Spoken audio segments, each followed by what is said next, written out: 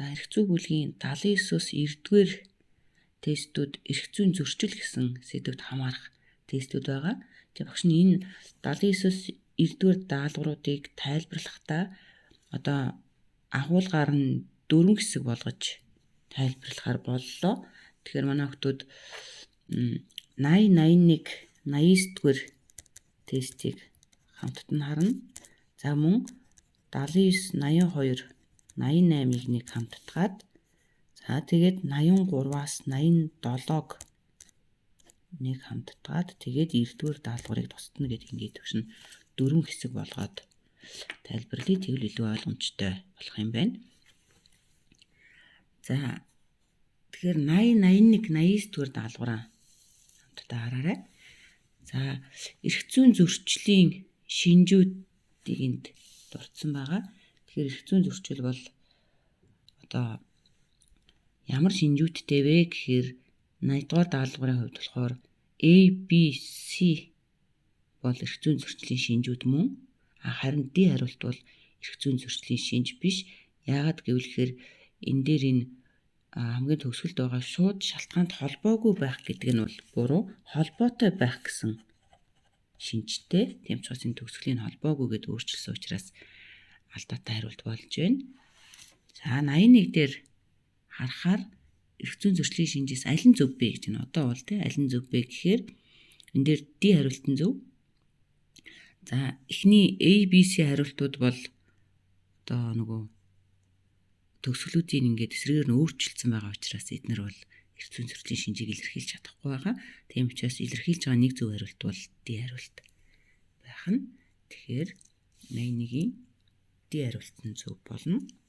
За одоо энэ эрх зүйн зөрчилтэй холбоотой 89-р тестийг хамтдаа харъя. Номоо хоош нэргүүлээд 89-р даалгавар дээр очиорой. За эрх зүйн зөрчлийг одоо хэрхэн ангилдаг вэ гэж юм тийм ээ. Эрх зүйн зөрчлийг гэмт хэргийн бус гэж ангилдаг. За тэгээд манай хүүхдүүд заав судлах хичээл дээр 11-р ангийн эрх зүй энэ сэдв бүлэг сэдв дотор эрх зүйн зөрчлийн тухай судлахтаа бас үзчихсэн те заав судлах хичээл дээр. Тэгэхээр энэ манай хүүхдүүд самархан байгаа бах. Гэмт хэргийн бус гэж ангилдаг. За тэгээд 90-р даалгаврыг хамтдаа харъя. Тэгэхээр 90-р даалгавар бол эрх зүйн зөрчлийн төрөл байна. Сая бид нар эрх зүйн зөрчлийг гэмт хэргийн бус гэж ангилдаг гэд үзсэн тийм ээ. Тэгэхээр одоо 90-р даалгавар дээр болохоор одоо эрх зүйн зөрчлийг гэмт хэргийн бус гэж ангилсан бол одоо гэмт хэргийн гэдэгт нь ямар зөрчилүүд хамаарах юм, гэмт хэргийн бус гэдэгт нь ямар зөрчилүүд хамаарах юм бэ гэдгийг илүү тодруулсан юм даалгавар байгаа. Тэгэхээр энэ сэдвийн хувьд бол манай хүүхдүүд заав судлах хичээл дээр судалсан учраас нэмэлт тайлбар шаардахгүйгээр өөртөө ажиллаж чадсан байхаа гэж бодож байна. Тэгэхээр 11-р ангийн эрх зүйн энэ сэдвүүд хамаарах онлайн уншаад эртдээ даалгавраа ажиллаарай. Одоо 79, 82, 88 дугаар даалгавруудаа хамтдаа хараарай. За 79-р даалгаврыг харъя. Тэгэхээр эрх зүйн зөрчлийг илрүүлэх, эрх зүйг зөрчсөн тухайн тэр үйлдэлт нь хууль зүйн хариуцлага хүлээлгэхэд бол зөрчлийн бүтэц, элемент, нотлохооны зүйлүүд бол зайлшгүй байх ёстой. Тэгээ энэ нь бол хууль эрх зүйн хэрэглээнд чухал ач холбогдолтой байдаг. Тэгэхээр 79-р даалгавар дээр бол D хариулт нь зөв. Энэ дээр өгсөн энэ зүйл бол эрх зүйн зөрчлийн бүрэлдэхүүн байх нэ. За 82 дугаар даалгаврыг харъя. Тэгвэл энэ эрх зүйн зөрчлийн бүрэлдэхүүн гэдэгт чинь те ямар элементүүд хамаардаг юм бэ гэхээр 82 дугаар даалгаврын A, B, C дээр өгөгдсөн энэ элементүүд бол энэ эрх зүйн зөрчлийн бүрэлдэхүүнд хамаарах элементүүд бүгдээрээ мөн. Тийм учраас хариулт нь D хариулт буюу бүгд хамаарна гэж сонгоно. За эрх зүйн зөрчлийн бүрэлдэхүүнтэй холбоотой бас нэг асуулт 88 дугаар даалгавар дээр өгөгдсөн байгаа. Тэгэхээр манай хүүхдүүд номын хуудсыг хойш нэргүүлээд 88 дугаар даалгавар дээр очиорой. Эрх зүйн зөрчлийн бүрэлдэхүүнийг бол хэлбэрийн материалог гэж хоёр ангилдаг. За тэгвэл одоо энийг жоохон тодруулъя тийм ээ. Хэлбэрийн бүрэлдэхүүнтэй эрх зүйн зөрчил гэж юу байх юм бэ гэхээр одоо тэр зөрчил гаргагч гин буруутай үйлдэл хийгээд Тэгээ үр дүнд хүрээгүй төгссөн ч гэсэн хууль зүйн хариуцлага хүлээлгдэг. Тэгэхээр энийг бол одоо хэлбэрийн гэсэн ангилалд хамааруулах нь хэлбэрийн зөрчил гэх тийм ээ. Тэгэхээр өөрөөр хэлэх юм бол одоо зөрчил гаргахыг завдсан. Тэгээд тэр бодит үр дүндээ хүрээгүй байсан ч гэсэн түүнийг үл эрх зүйн зөрчил гаргасанд тооцно гэсэн. За харин эрх зүйн зөрчлийн материалын бүрэлдэхүүнтэй гэдэгт нь юу хамаарах юм бэ гэхээр энэ нь болохоор одоо өөрийн үйлдэл тэр эс үйлдэлгүй улмаас бодит хохирол бий болгож үйлдэл нь одоо бүрэн дууссан байхыг ойлгодог. За ийм хоёр ангиллал байна. Одоо бүгдээрээ эрх зүйн тестийнхээ 83-аас 87 дугаар даалгаврыг хамтдаа харъя. Тэгэхээр энэ 83-аас 87 дугаар даалгавар бол нөгөө эрх зүйн зөрчлийн бүрэлдэхүүнд хамаарах элементүүдийг илүү тодруулсан юм даалгавар байгаа. За жишээлбэл 83 дугаар даалгавар дээр одоо эрх зүйн зөрчлийн бүрэлдэхүүнд багтах нэг элемент болох субъект гэж юу вэ гэж асууж байна тийм ээ. Тэгэхээр энэ дээр бол D хариулт нь зөв.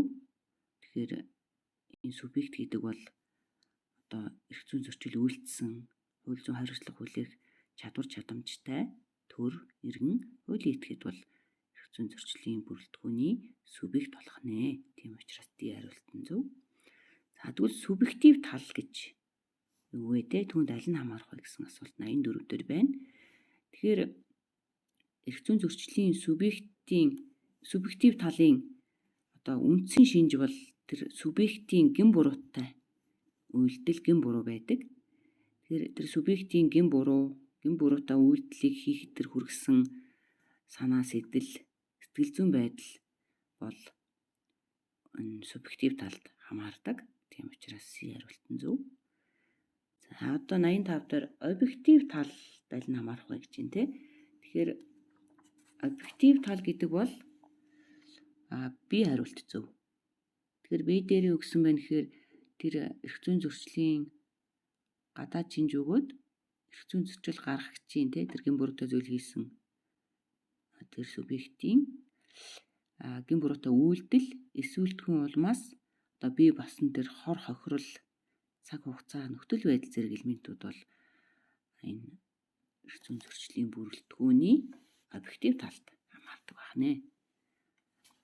За тэгвэл объект гэж юу вэ гэхээр тэр эрх зүйн зөрчил гаргагчийн тэр одоо санаа зорилго нь чиглэж байгаа халдлагад өртөж болцсогүй тэр нийгэм төр хувь хүний эрх ашиг сонирхол бол энэ элементийн объект гэдэгт хамаардаг. Тийм учраас E хариулт нь зөв байх нь. За 87 дугаар даалгавар дээр тохируулах зөв харгалзуулах даалгавар байгаа. Энэ даалгавар бол нөгөө түрүүнд дурдсан эрх зүйн зөрчлийн бүрэлдэхүүний субъектив талд хамаарах даалгавар байгаа. Тэгэхээр эрх зүйн зөрчлийн субъектив тал буюу түрүүн 84 дугаар даалгавар дээр гарсан тийм ээ. Тэр нөгөө нэг субъектийн гин буруутай холбоотой даалгавар байгаа. За тэр субъект одоо гин буруутай үйлдэл хийхэд хүргэсэн тэр одоо санаа сэтгэл тэр сэтгэл зүйн асуудалтай холбоотой юм харгалзуулах даалгавар байгаа. За тэгээ эндээс харах субъект гин буруутай үйлдэл хийсэн нь одоо хүсэл зоригийн хувьд тий санаатай хэлбэрээр илэрч байна уу эсвэл болгоомжгүй хэлбэрээр илэрч байна уу гэдгийг нь бол анхаарч үздэг. Тэгэхээр субъектив талын энэ шинж байдлыг одоо зөв тодорхойлох нь тий санаатай байна уу эсвэл болгоомжгүй хэлбэрээр хийсэн үү гэдгийг нь зөв тодорхойлох нь эрх зүйн зөрчил гаргагчид одоо хууль зүйн хариуцлага хүлээлгэхэд нь гин буруутай үйлдэлд тохирсон тэр ял шийтгэл оногдуулах шудраг хандах чухал элемент болдог. За гин буруугийн санаатай хэлбэр гэдэг нь болохоор тухайн тэр субъект хор хохирол учруулахыг зориуд хүсч бий болгосон тэр идэвхтэй үйлдэл хийсэн байдаг. За тэгээд энэ гин буруугийн санаатай хэлбэрийг болохоор шууд санаатай, шууд бус санаатай гэж ангилдаг. Харин гин буруугийн болгоомжгүй хэлбэр гэдэг нь одоо тэр тухайн субъект өөрийн үйлдэлийнхээ үр дүнд бий болох тэр хор хохирлыг гарахгүй байж чадна гэж өөртөө итгэсэн тийм үйлдэл байдаг. Тэгээд гин буруугийн болгоомжгүй хэлбэрийг бас дотор нь хөнгөмсгөр найтсан, хайхрамжгүй хандсан гэж ангилж үздэг. Тэгэхээр энэ тестэн дээр харахаар саяын онолдорлуулаад харахаар гин буруугийн болгоомжгүй хэлбэрийн ангилал бол 3 дугаарх дээр таарж байгаа. За тэгэхээр A3.